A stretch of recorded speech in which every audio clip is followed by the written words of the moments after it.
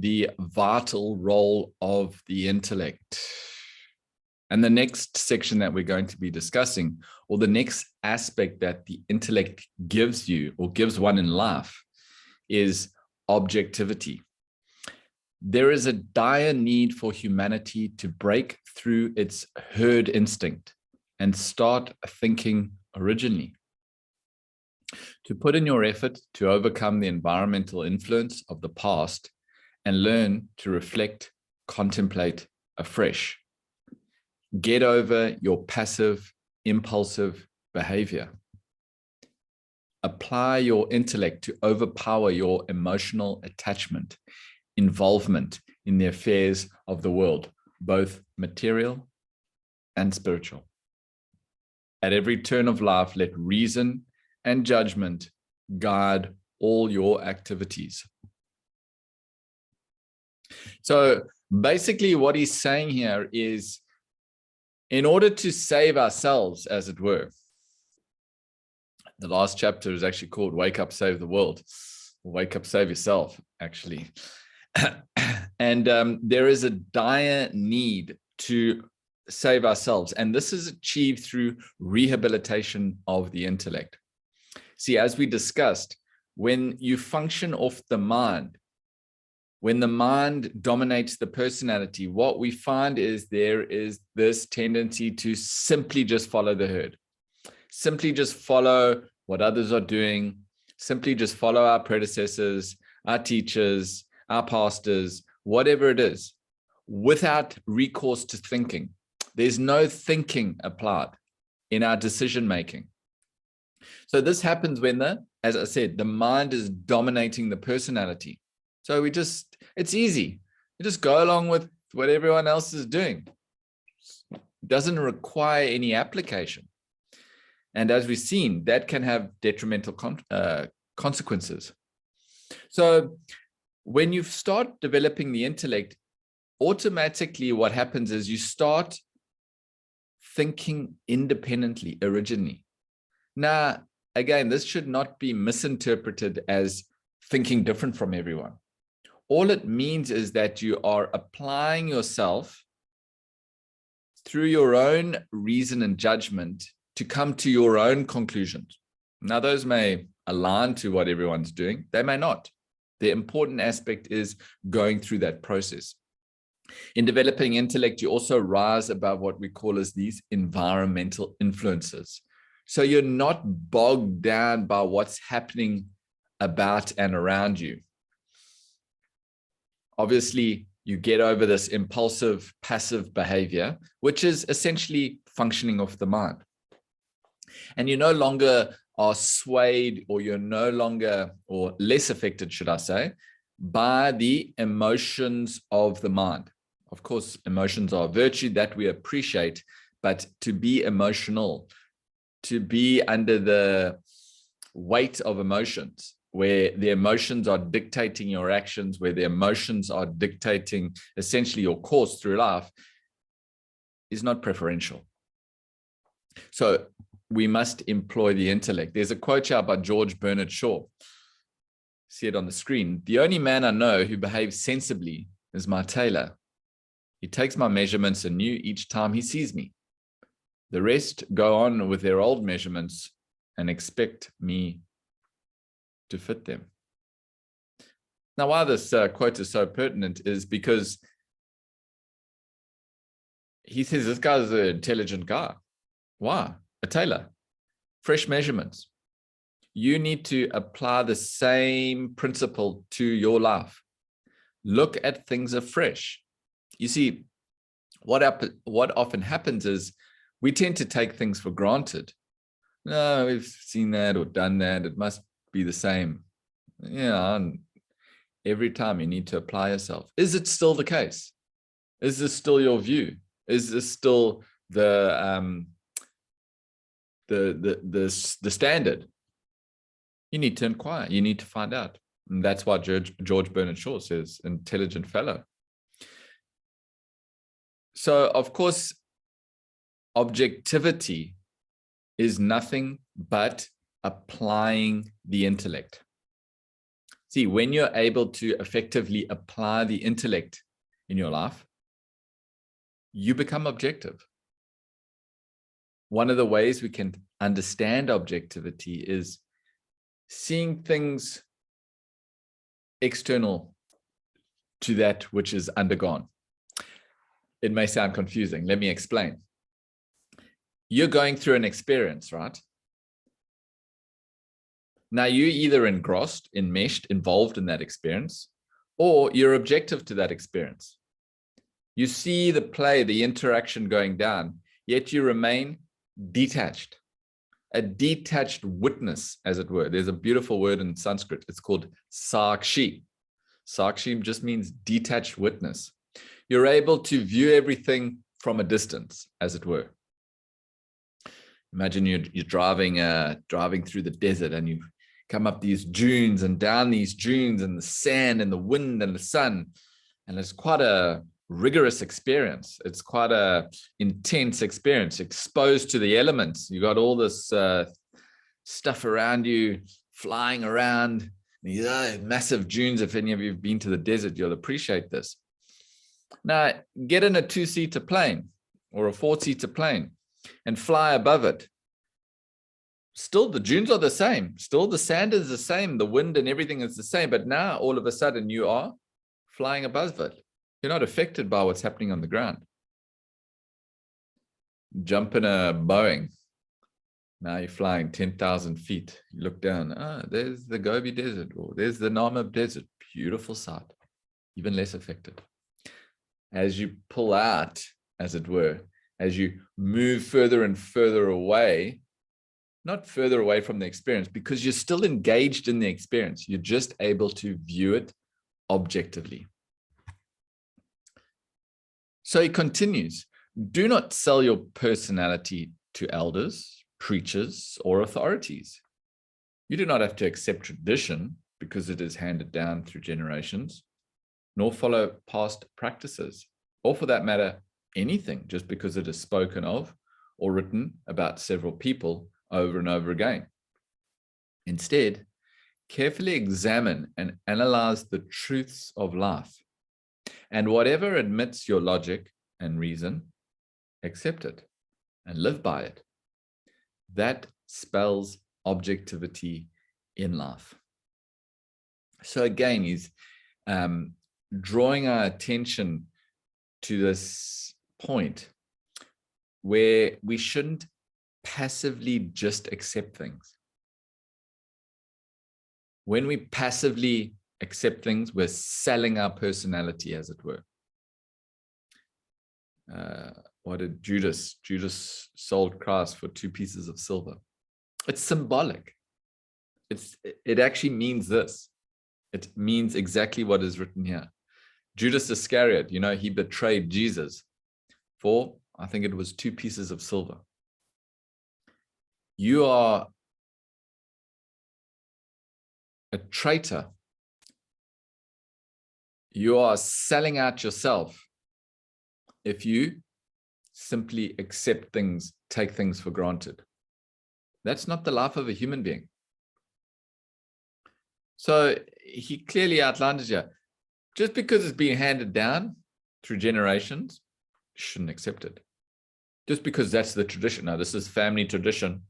This is what we do. Should you accept it based on that premise? No. Should you accept it just because it's been written about or spoken about by many people as being the truth? No. Should you accept it because it's been written by a great sage or a saint? No. In fact, the Buddha outlines this succinctly. It's essentially saying the same things. And he talks about this. He says, don't just accept it because it's been handed down. Don't accept it just because people have talked. Don't accept it just because it's ancient. But whenever, and this is where it says, whenever it admits your logic and reason. In other words, everything needs to pass through your intellect. Intellect is that faculty which applies logic and reason to the thoughts you entertain, to the stimuli you're receiving, to the words that you hear, to the pages that you read. to the Zoom classes you attend. The intellect must scrutinize, must judge, accept, and then decide based on your logic and reason. If you're able to do that, then he says, you're being objective in life. Even this shall pass away is a poem we're going to study. When you begin to live objectively, your mind remains peaceful and happy in and through the fluctuations of the external world. Whatever happens in the outer world does not disturb your inner composure. Theodore Tilton drives home this idea succinctly in his poem, Even This Shall Pass Away. So everybody, as we have mentioned, is looking for peace and happiness. Every one of us sitting here in this room, in this classroom, speaker included, is looking for peace, happiness. Essentially, it boils down to the same thing. Peace and happiness. He says, you attain that by living objectively. So if you want to be peaceful and happy, you will need to learn this art of objectivity. See, we understand that very difficult to change the world. The famous Swami Ramatirtha, he says, changing the world is like straightening a dog's tail. We've seen a dog's tail is always a little bit curved.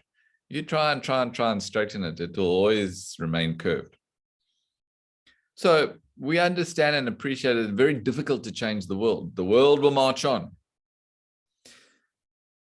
Now, whatever is happening in the external world, that should not affect you internally.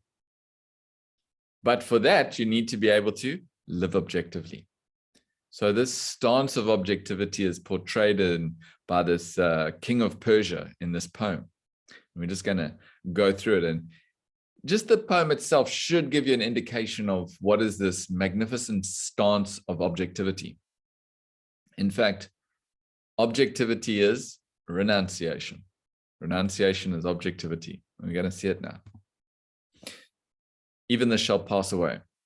Once in Persia reigned a king who, upon his signet ring, graved a maxim, true and wise, which, if held before his eyes, gave him counsel at a glance, fit for every change and chance. Solemn words, and these are they. Even this shall pass away. Trains of camels through the sand brought him gems from Samarkand. Fleets of galleys through the seas brought him pearls to match with these. But he counted not his gain, treasures of the mine or main. What is wealth? The king would say. Even this shall pass away. Mid the revels of his court, at the zenith of his sport, when the palms of all his guests burned with clapping at his jests, he amid his figs and wine cried, "Oh, loving friends of mine, pleasures come, but not to stay. Even this shall pass away. Lady fairest ever seen was the bride, he crowned his queen. Pillowed on his marriage bed, softly to his soul he said, though no bridegroom ever pressed fairer bosom to his breast, mortal flesh must come to clay. Even this shall pass away. Fighting on a furious field, once a javelin pierced his shield. Soldiers with a loud lament bore him bleeding to his tent. Groaning from his tortured side, pain is hard to bear, he cried. But with patience, day by day, even this shall pass away. Towering in the public square, 20 cubits in the air, rose his statue carved in stone. Then the king, disguised unknown, stood before his sculptured name, musing meekly, what is fame? Fame is but a slow decay. Even this shall pass away. Struck with palsy, sore and old, waiting at the gates of gold, said he with his dying breath, life is done, but what is death? Then in answer to the king fell a sunbeam on his ring, showing by a heavenly ray, even this shall pass away. The poem portrays the king of Persia living with perfect composure in all walks of life. Objective and detached, he remains equanimous through the best and worst of experiences. He understands that the world is ever in a flux of change.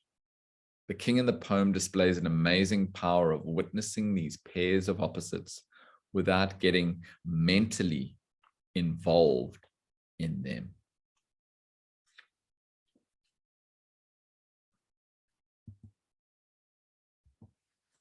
So what do we understand from this poem? It's a beautiful poem, no doubt. It's, see, if you're unclear on this concept of renunciation, detachment, objectivity, then keep coming back to the poem. Go through the poem. Download the poem for yourselves. You can even have a look. You'll find it. It's there. If you don't have a copy of the Select English Poems compiled by Swami Parthasarathy, you'll find that poem. Keep going back, because that is objectivity in action. See, when we look at the poem, it takes us through each aspect of life. So from the beginning, material wealth. He had lots of gems and wealth, essentially, money coming in. And he said, what is this? Even this will pass away. Then he's enjoying. He's amidst all his friends, having a jolly good time, enjoying. So this is often misunderstood, even in spiritual parlance. They take renunciation as a terrible, terrible thing. Oh, if I want to follow this path, if I want to follow this path of self-development, of spiritual evolution, I need to start giving up everything. No, that's not it. Objectivity or detachment is not participating in the world. See, we have a human life. We want to enjoy every aspect of it. We want to be a part of it. So we want to engage with the world. It's not that renunciation is, no, you shouldn't have a good time. It says there in the poem, with his figs and wine, drinking is allowed? Of course. Nowhere in Vedanta does it say, you can't do this. You shouldn't eat meat. You shouldn't drink alcohol. You shouldn't smoke cigarettes. In fact, there's some highly acclaimed Vedantins who used to smoke cigarettes, believe it or not. So nowhere in this philosophy is there any do or don't, maximal mandate. Objectivity, the king, he's enjoying himself amidst his figs and wine. Then he talks about pain. Then he talks about marriage, commitment, partnership, relationships, how to be detached even in that situation, be objective. He just married the most fairest lady and said, mortal flesh must come to clay. Even this shall pass away. He understands, yes. Even my wife may die at any point. Now, what's interesting to note is that the king's enjoying everything. And he's making these statements whilst in that enjoyment, whilst in riches. He says, what is riches? You see, for us, very easy. If you don't have any money, what is riches? Who needs wealth? That's not renunciation. Having it and not being attached to it, that's renunciation. That's detachment. That is objectivity. So it's not a case of giving things up. This is not a philosophy which says to you, if you want to be happy, you got to get rid of your stuff. You know, often you find people that, I'm on the spiritual path. Oh, is that why your room is so empty? That why your house is so empty? Yes, I gave everything away. Idiot, number one. That's not being spiritual. Here's the king of Persia, highly objective, highly detached, highly spiritual person. He's a king, man. He's got a kingdom. So it's not in your possessions as such. It's not in what you have, but your mental attitude towards them. What is your mental attitude towards your wealth, your health, your relationships, even death? Even this stance of objectivity gave him solace on his dying bed. He was about to die and he said, what is life? Even this shall pass away. Perfectly objective. So everything in the world, what we'll discuss is these pairs of opposites constantly: joy, sorrow, wealth, poverty, richness, fame, censure, praise. These pairs of opposites. He's objective to them. See, one of the ways you can understand this is in a movie, right?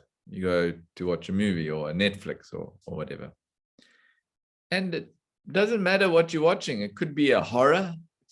It could be a tragedy. It could be a drama. You watch a tragedy and you phone your friend, you've got to watch this movie. My goodness, what a movie. You have to see it. Yo, what's it about? You tell them the story. Oh my God, that sounds terrible. Yeah, such a good movie. What allows you to enjoy that tragedy in the movie? You're not a part of it. It's happening to somebody else. It's just on a screen. See, if you can employ the same disposition in your life, nothing to worry about. You see your life as just a movie playing out. It's got actors, you playing the starring role, and all these other roles around you. It's just a movie. That doesn't mean you don't take it serious. You know, there's situations that need application and you got to fulfill that role to the best of your ability. But it's always understanding that it's just happening just there, not in here. So it's all about this mental attitude that you gain from developing the intellect. Everyone okay?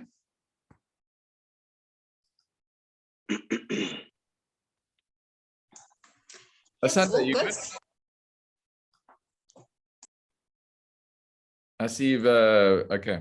I just saw you unmuted there, so I thought you had a question. All right. If everyone's okay, then we can just get straight back into it. Next, he talks about what is a Sanskrit word. It's called dvandvas. The pairs of opposites constituting the world are known as dvandvas. The human intellect can rise above the influence of the dvandvas. The more you develop and apply your intellect, the less would their impact be upon you, and the more peaceful you become. So you often find in the scriptural literature is the world is referred to as these pairs of opposites. In Sanskrit, it's called dvandvas. It's depicted actually in the Bible, in the Old Testament. The Ark. I don't know if any of you are familiar with the story of the Ark, Noah's Ark. There was a flood coming and it was going to destroy the world. So they got all animals and humans, pairs, male and female, male and female, of everything in the world, pairs. It's the same principle. It's the same idea, because the world is nothing but pairs of opposites, day and night, light and dark, tall and short. On and on it goes. As we discussed, poverty and wealth or richness, joy, sorrow, happiness, sadness, honor, dishonor. So at every single level, at the level of the body, the mind, and the intellect, at the level of material, physical, emotional, and intellectual, we have these pairs of opposites playing out. So what is the world? If anyone says, what is the world? The world is nothing but a series of pairs of opposites, nothing but pairs and pairs and pairs of opposites. See, nothing can exist without the opposite, or at least you can't understand it. You only understand darkness because it's not light. You only understand black because it's not white. You only understand tall because it's not short. Imagine I bring a creature that you've never seen before. And I say to you, is this a big version of this creature, or is it a small version of this creature? Imagine a creature from another planet, really stretching the imagination here. I bring it in. I say, look at this creature. Is it a big one or a small one? You don't know because you've never seen it before. You may say, the big one? No, actually a very small size one. They actually get this big. So you don't know anything without the opposite is what I'm trying to say. You can't understand the world. But we understand the world because we are immersed in this pairs of opposites, this dvandva, this experience that we're going through. You may say, fantastic. So what? The problem is that we have this knack, this tendency, this ability to get caught up, involved in these experiences, in these pairs of opposites. So we find when good things happen, we are jumping, we are happy, we're elated. So we shoot up, right? But then when bad things happen, equal and opposite. We go down. We're sad. We're depressed. We're morose. So it's like a roller coaster ride. Your life becomes a, I don't know, any of you been on a roller coaster ride? Some people enjoy it as thrilling, you know, but only so many times you can do it. Up it goes, then down it goes. Shoots up and then shoots down again. After a while, you're a little bit dizzy, you know. No, I think I've had enough. This is exactly your life when you get caught up in these pairs of opposites, ups and downs of life, ups and downs, ups and downs.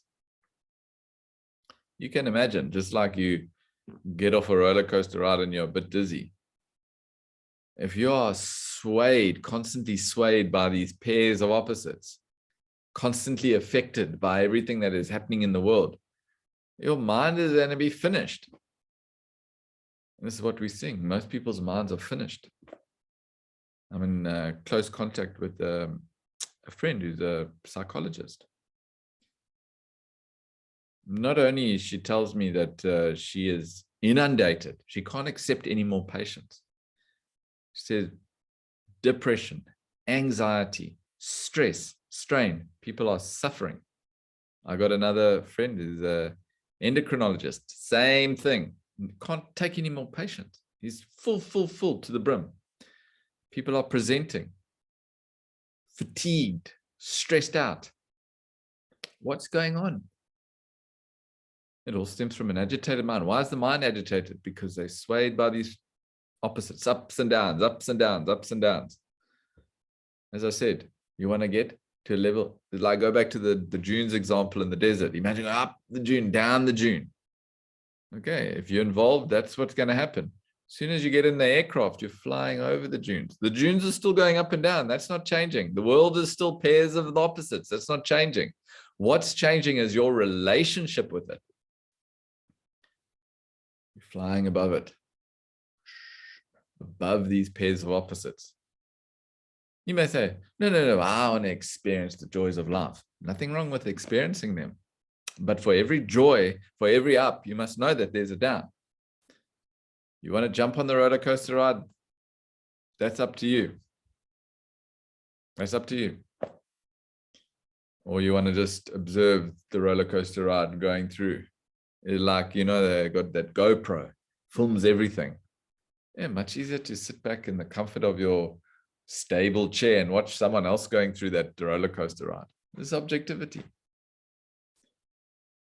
You're going through it, but you are outside of it. The world is thus undulated with ups and downs. When your intellect is not developed enough, you ride on its surface, and your mind is lacerated by undulations. You suffer from their knocks and shocks. Humans who do not use intellect merely enjoy, cherish the brighter side of the world and suffer, even perish in its darker side. They are victimized by environment and circumstance, trial and tribulation of the outer world. So again, it's just reiterating what we have described.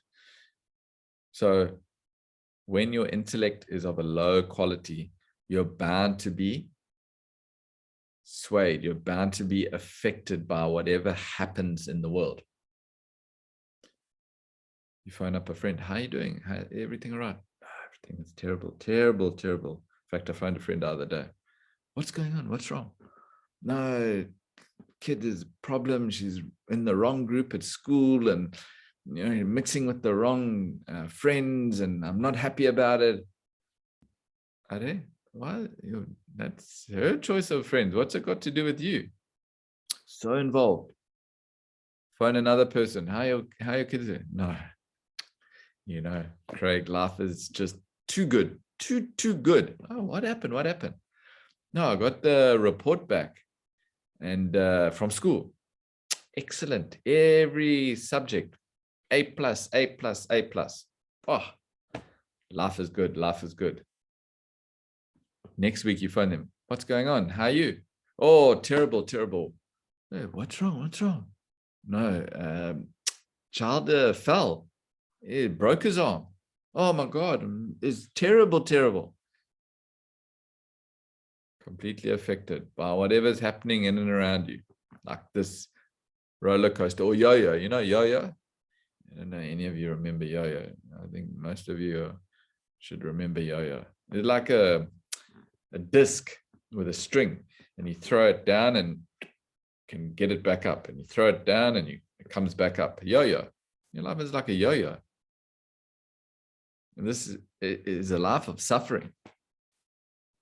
Ups and downs, constantly ups and downs, ups and downs, ups and downs. Again, you may say, well, that's life.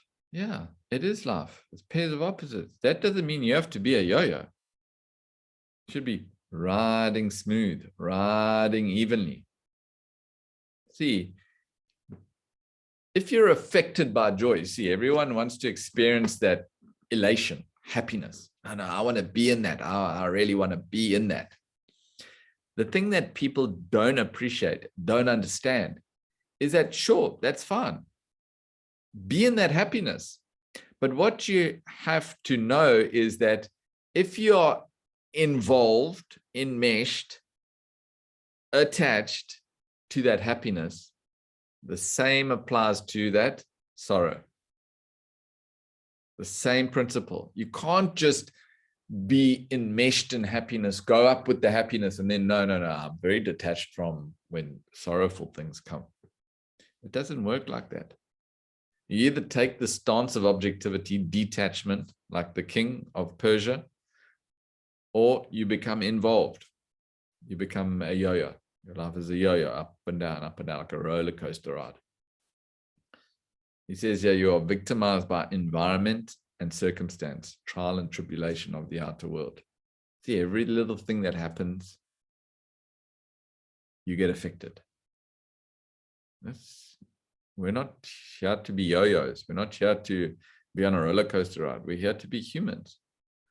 We're the only creature that has the ability to rise above these fluctuations in the external world.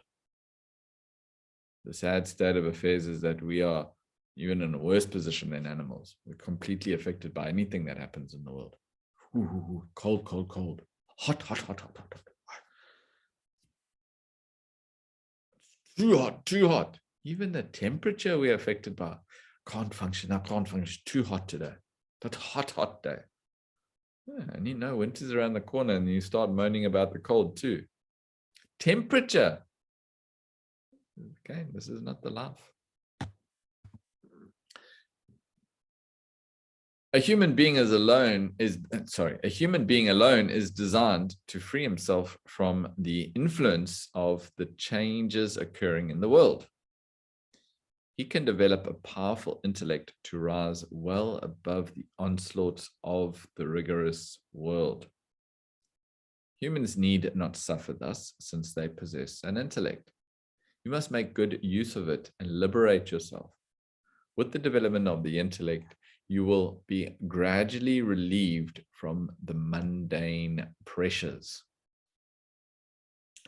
So again, we're all going through life. We're all facing challenges. The author says here, you need not buckle by these challenges. These challenges need not get the better of you. They need not roll over you. You are the master, man. You're a human being. Live up to the dignity and prestige of that magnificent opportunity. Instead, we are suffering. Why? You got to ask yourself this. Why are we suffering? He clearly says here, without an intellect, you will suffer. You will lack objectivity. You will get involved. You will become emotional. You will be swayed by these pairs of opposites. Is that the life you want? You got to ask yourself, if that's the life you want, then go ahead. Saying there's something better out there. Free yourself. Why do you have to be so dependent on the world? Why should you be so affected by the world? It's ludicrous.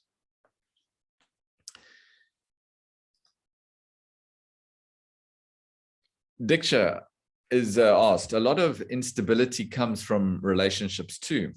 How would a person with a developed intellect have close relationships but remain detached? That seems like a contradiction. So, Diksha, we're going to discuss how to relate to the world near the end of the session, and then your question will be, I think, addressed in that portion. If you are still struggling, then we can take up this question at the end. So you just let me know. But we do a section at the end of the class, which deals exactly with what you're asking. So you've preempted it in a way. At least I know you're following. So, depending upon the effort put in by individuals, their intellects rise to different levels, akin to the flight of birds. So again, this intellect, yes, we all receive an intellect at birth. It's our birthday gift, as it were. Everyone gets an intellect. But now, you determine the strength of your intellect by your own efforts. See, you will need to put in your own effort. Nobody else can do it. You can sit and lecture after lecture after lecture, unless you are exercising your intellect. See, sitting and being passive and just listening is not exercising your intellect. Questioning, applying your logic. Does this make sense? What is he saying? Is this what he's saying? Sorry, can I clarify? I don't understand what you mean by that. That's application. So depending on how much effort and attention you put in to fortifying your intellect, that will determine the extent to which your intellect develops. Most people, intellect, you need the intellect thing. I mean, managed to get this far. What? I got a family, I got a business, I got a house, I go on a trip every year overseas. What are you talking intellect? Come on, man. People don't understand. Until the knocks and the shocks come. Until there's a loss of family member. Whatever. I'm not saying you should expect tragedies, but everything is fine until the challenge comes. If you have not put in any effort to develop your intellect, it's very difficult to meet the challenges in life. He compares it to birds. You know, a chicken. A chicken is a bird, right? Have you seen a chicken flying? It's very funny. They flap, flap, flap, flap, flap, and they just get it off the ground. Hardly. Just get off the ground, and that's it. Then you got a pigeon. Pigeon is, they can fly. They're flying around the city, through the buildings. Low level. Then you get an eagle. High in the sky, soaring above. It's the same. We all have different levels of intellect. And that level is determined by our own efforts. How much effort, how much attention have we paid to developing it? Likewise, a poor intellect can hardly help a person detach and relieve himself from worldly entanglements. A more developed intellect lifts him off the gross entanglements, but he still finds it difficult to withstand the impact of the ever-changing world.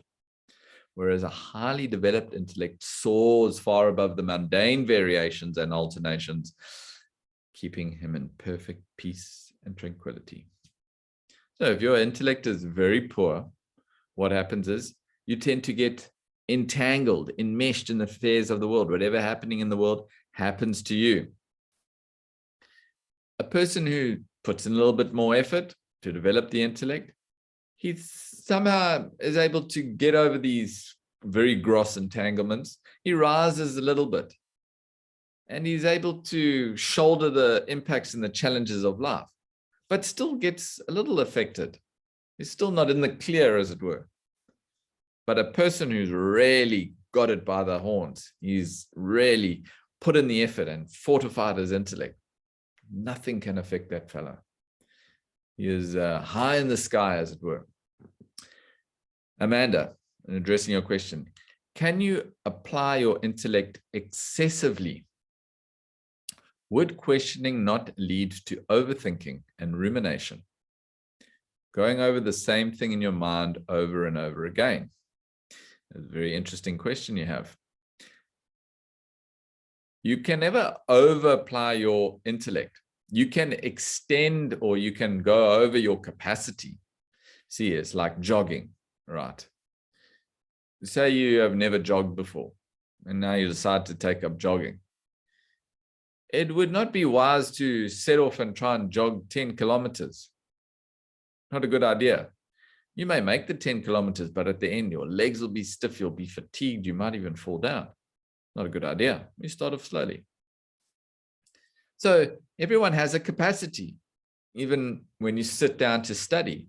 Some people's intellect is not very strong, so we would recommend you only study 20 minutes, half an hour, whatever you're capable of.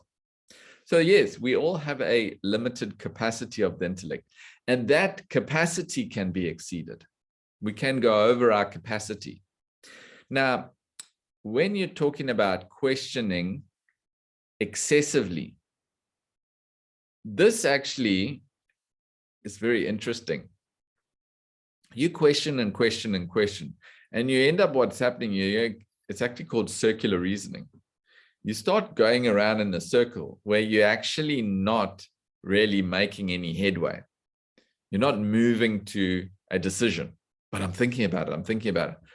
What are you thinking about? What to have for dinner? How long have you been thinking about it? 4 hours now. I can't arrive at a conclusion. That is doubt. Doubt is mind. So overthinking actually is not application of the intellect. Overthinking is mind. You've gone back into the mind. See, the intellect attempts to arrive at a conclusion to things. Shakespeare says, when remedies are past, griefs are ended. So you're in this constant inability to come out with a clear conviction or decision. It means you've fallen into doubt. You're in the mind. So this overthinking, rumination, I'm glad you used that word. Rumination. Rumination is like, you know, the cows, they got 4 stomachs. All day, what are the cows doing? Chewing. How much grass can a cow eat? They eat some grass, they swallow it, and then it sounds terrible, but they bring it up again.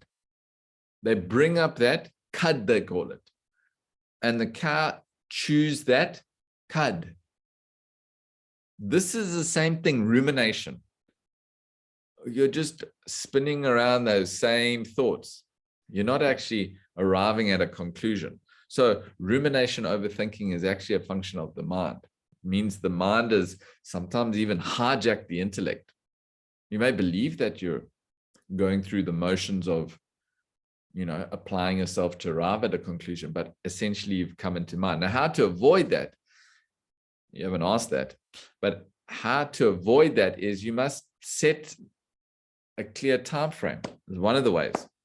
What are you going to have for dinner? You don't need 4 hours to decide that. 10 minutes, come up with a conclusion. Okay, I'm setting aside myself 10 minutes to decide what I'm going to have. You look in the fridge, you see what ingredients are available. You ask your partner, weigh up all the options. Okay, this is what I'm going to make. See what's in the cupboard, see what everyone else wants. Bang, you put it together. Now, obviously, something like that is quite simple. Other more challenging choices that you face, you may wish to give a little bit more time. Okay, I've got to relocate. I've decided I'm leaving this terrible city, wherever that may be. In Cape Town, we have a lot of Joe Burgers coming down, and they all say, you guys live in the best city. We want to come and live here. So one Joe Burger, he sits there and goes, I really want to relocate. Is it the best move though? For that, you may need more time. Weighing up the pros and cons. Can I get employment? What is the cost of living? It doesn't fit my budget. All of these things. You may give yourself a period of a month to decide, is it worth going?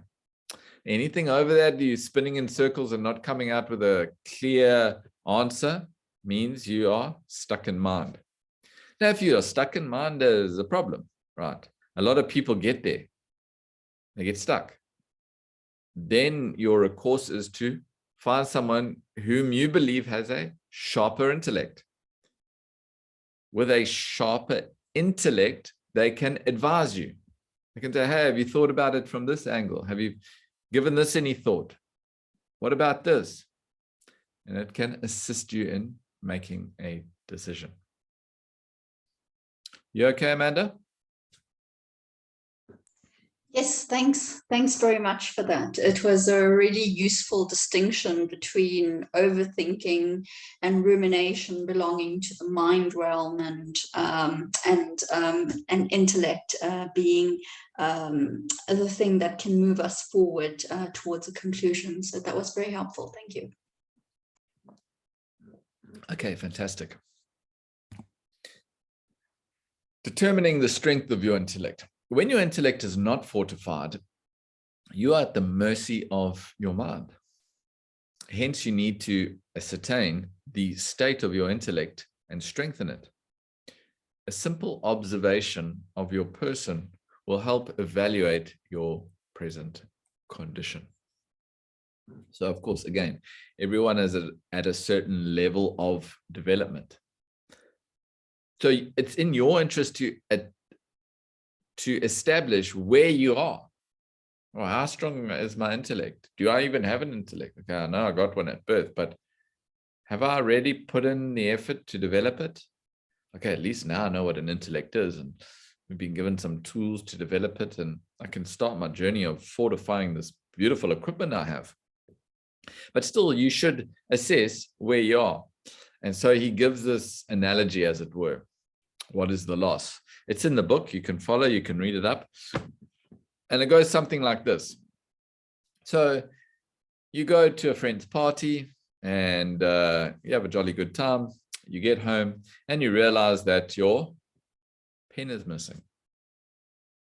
Pen, big, plastic pen. You pick them up for $5 at the robots. Guys are selling them pens, £5, or £10. I don't know how much it is. Are you going to bother? Probably not. You phone your friend and I left the pen, you just keep it. Or you may not even bother phoning. No, what's a pen? Go to the party, leave your pen is there.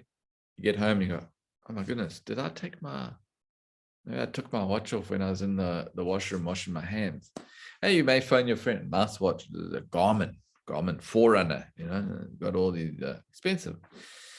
I just wanted to find out, I got home and I didn't have my watch. Is it there? I'll have a look for it, he says. What is the loss of a watch. How does that affect you? Then you leave the party, your pen is there, your watch is there, you get out into the car park. Oh my goodness. Where's my car? Now, anyone from South Africa can probably relate to this. Cars get stolen all the time, especially if we park them in the wrong place. Where's my car? What is the loss of a car to you? Leave the party. Your pen is there, your watch is there, your car is there. You jump in your car and you're driving home. You get home, you see plumes of smoke coming out. Your newly built house, everything inside gutted, burnt to ashes. What is the loss of a home to you? Pen is there, watch is there, car is there, home is there. You open the door, enter. Your helper says, "I'm terribly sorry, sir. I've got some terrible news. Your wife and 2 children were on the way home, involved in an accident, and both are deceased." What is the loss of a family to you? So at every stage, you may say, at a pen, you probably say, come on, what a loss of a pen, who cares? It doesn't matter, it's not going to affect me. If you say, oh my goodness, a pen, where's my pen? That means your intellect is a pretty bad shape as you move up. See, it's not in the objects. It's an analogy. Don't take it as, oh, this is a car. My car's insured, and so is my house. Okay, family. Now you got a point. Everyone jumps to a family, not realizing that all these stages before. So the point of this analogy is for you to establish where your dependency lies, where your degree or level of affectation is. How affected are you? It could be you replace any one of those things. A job, how dependent are you on your job? What happens if you lose your job? How affected are you? What is the loss of? Replace that with whatever makes sense to you. This is for you to establish where your intellect is at. If the loss of something so mundane and trivial affects you, you got some work to do. If you are able to withstand even the loss of something substantial in your life, then you're doing pretty well. You're objective, like the king of Persia. Even this shall pass away. He understands. Through understanding, he's reached that state. So he says, if the slightest loss upsets you, it shows your intellect is in a poor condition. As you are able to withstand greater losses, it proves that your intellect has developed strength and objectivity. Imagine the worst tragedy does not make the slightest difference in you. You remain unperturbed, calm, and composed, and go about normally pursuing your actions and obligations in the world. You can achieve that state when your intellect soars high and maintains perfect objectivity in life. Then you command enduring peace and happiness. How to relate to the world.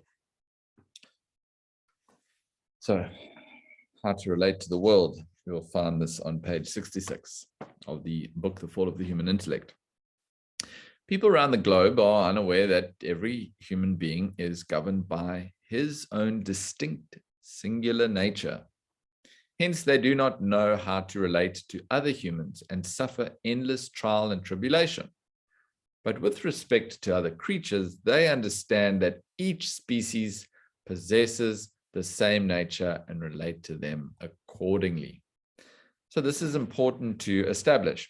See, with relation to animals, it's very easy. You go to a zoo.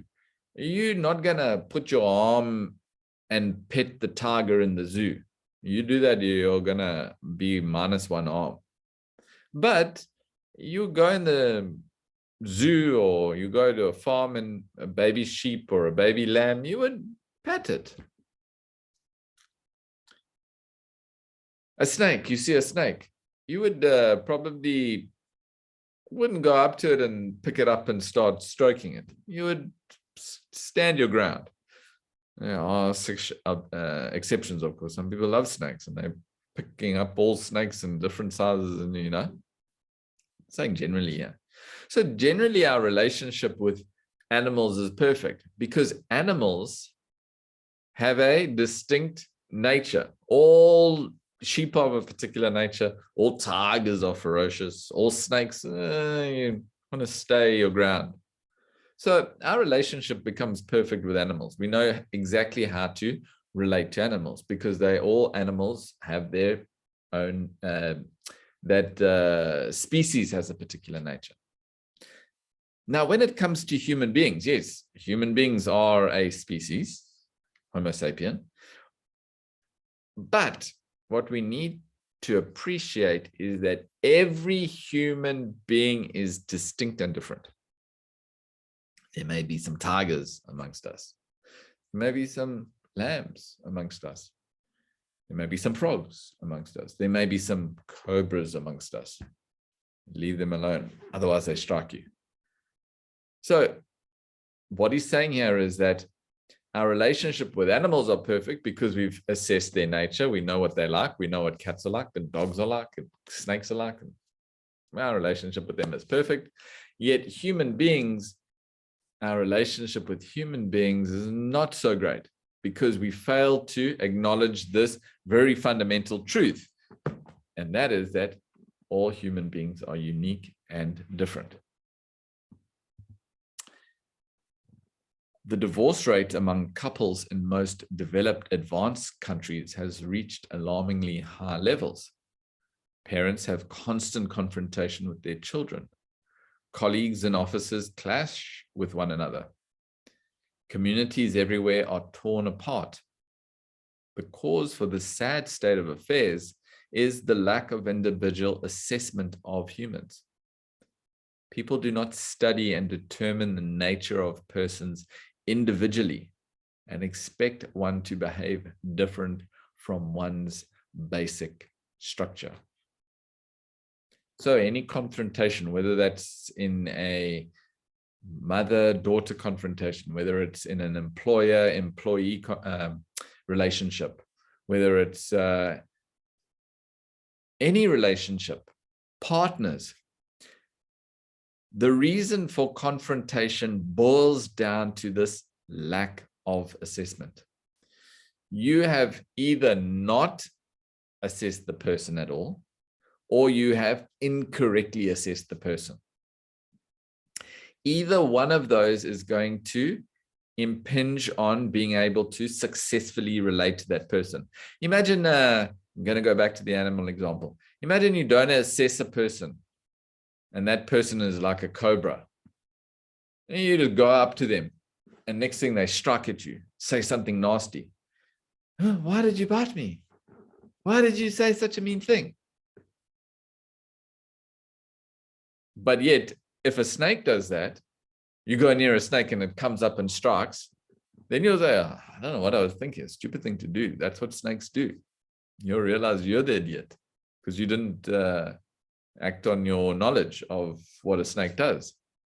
But now that person does that and you blame the person. Oh, why is that person behaving like that?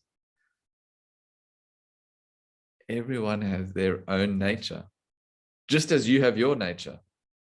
Everyone has a unique nature of their own. Now, part of our existence is relating, unfortunately or fortunately. We can't avoid relationships, whatever they are. No, I'm never going to get married. Avoid that relationship. No, I'm never going to have children. Avoid that relationship. No, I'm never. At some point, you're going to have to relate to someone, even if it's the person who is ringing up your groceries. Everyone's got a family, so you're going to have to relate to them. Now, the question is, how do you relate? Successful relationships start with assessment. What is this person like? So once you assess someone, you study their nature. Now, of course, that doesn't mean every person you meet in the street, you have to, what is your nature?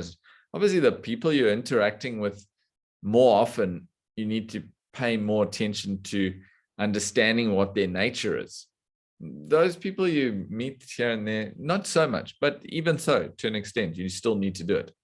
So once you've studied and analyzed a person's particular nature, then you will appreciate that they will behave according to that nature, just as you behave according to yours.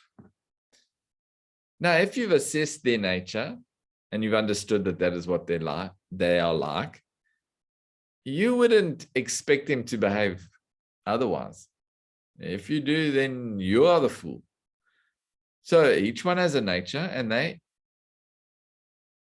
behave according to that nature.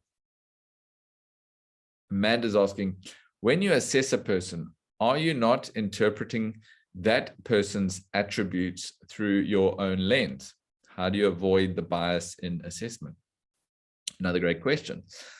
So yes, in fact, we see the world through a lens, not just in terms of our relationships. Everything is seen through a lens. That lens is our own bias. Now, as we've just discussed in this class, one way to get around that lens, as it were, one way to get around that bias is to become objective, to develop the intellect. By developing the intellect, we are less swayed by our biases. No doubt the biases are still there because we have a mind with certain inclinations, with likes and dislikes, with attractions and aversions, with certain desires, with a framework of values that we base our lives upon. Those all contribute to formulating particular biases that we have. Now, the intellect gives us objectivity to function outside the realm of our particular biases. It's like you're wearing yellow glasses and everything you see is yellow, yellow, yellow. All it's a case of doing is lifting those up. That's what the intellect does. It gives you that objectivity, even if it's momentarily. So yes, you will be, when you assess a person, you will be interpreting it through your own mind, but that's why it's in your interest to develop objectivity, because then your assessment actually becomes clearer. So how do we avoid biases in assessment? By being objective, and that is through developing the intellect. You okay, Amanda? Yes, makes sense. Thank you. Okay, great. So when we don't study a person or we make these wrong assessments, we start expecting them to behave in a way that is different from their nature. And this is where the problem arises. No, no, no, no, no. You should be more like this. I can't believe you are so selfish. Yeah, a selfish person will be selfish. A cruel person will be cruel. A sarcastic person, sarcastic. Now, if you've assessed that, you've assessed their nature, and they behave accordingly, where's the problem? You wake up in the morning and you go downstairs, you're looking around. Where's my cup of tea? Correct assessment, make your own tea in this house. Wrong assessment, someone should make me tea. Nobody is going to make you tea. Make your own tea, man. So if you are able to assess everything correctly, you've already avoided a whole lot of stress and strain in your life, because there's no expectation. Well, no expectation. There's a correct expectation. Yes, this person's nature is such a way, so I expect them to behave according to their nature. Again, the sharper your intellect, the clearer that assessment will be. So, wrong expectations. You commit the grave blunder of not assessing each person and want him to behave different from his specific nature. You want the world to fit into your frame of mind. That is just not possible. You cannot expect people to behave according to your mental pattern. Not realizing this, you keep complaining, grumbling about the world around you. There is a wise saying, all grumbling is tantamount to, oh, why is the lily not an oak? How can a lily, you know, a lily is a flower, right? How can a flower be an oak tree? It's impossible. So every time you grumble, you know, this country is corrupt to the core. You're asking a corrupt person to be uncorrupt? Impossible. It's not possible. You're asking a greedy person to be unselfish? Impossible. It'll never happen. So you must appreciate that you have your set of values, right? Your mistake comes when you expect everyone to live up to your values.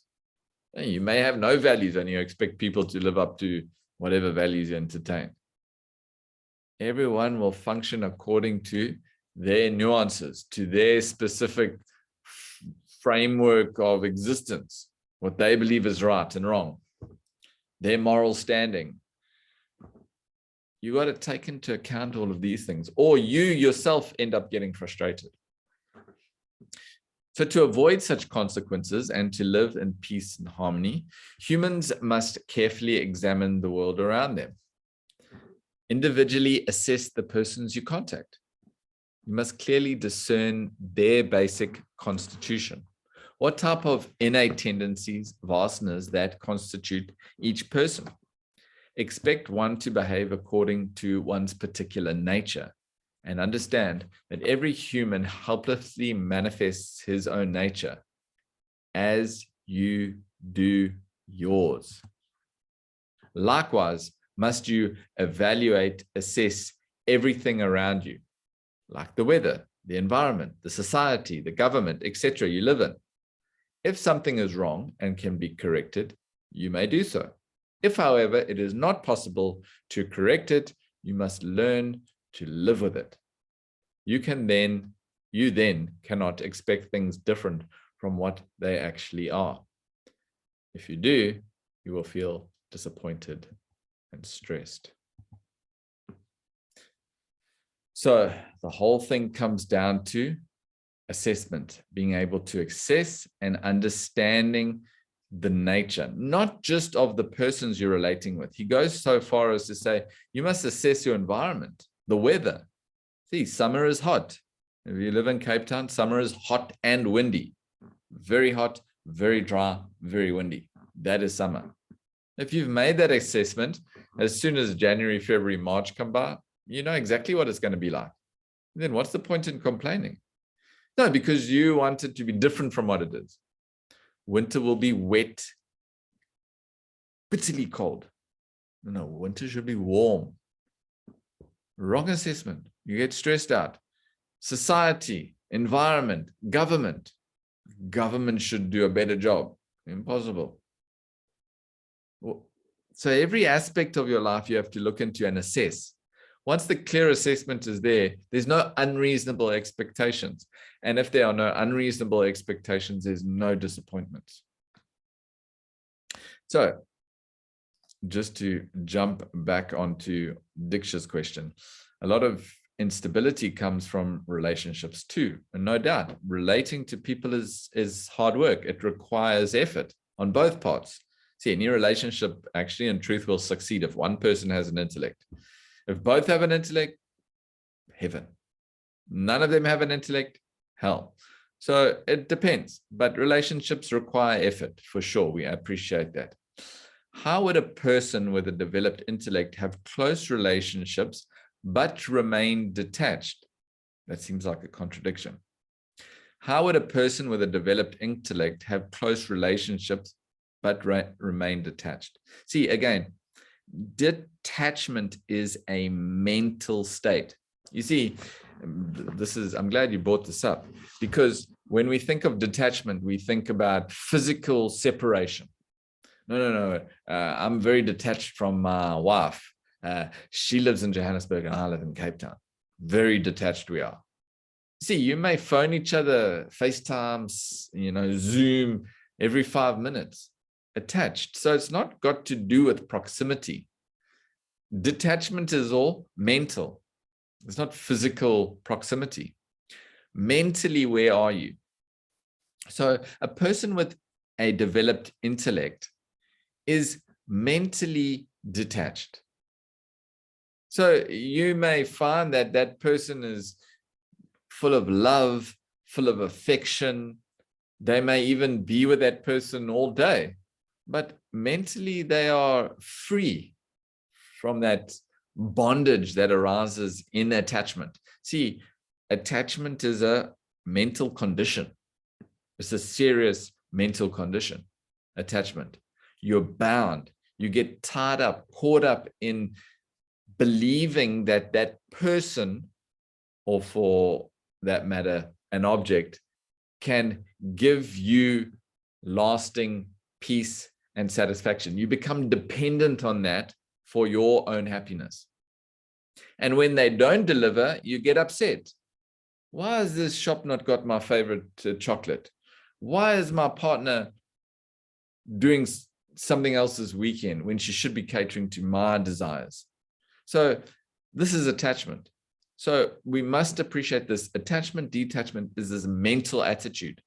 It's got nothing to do with proximity. So a person with a well-developed intellect, he can be in that person's company 24/7. Mentally is free from that. So no contradiction. Diksha, does that make sense? Are you okay? Yes, thank you. That was very helpful. Okay, great. All right, we have reached the end of today's session. Our time is up.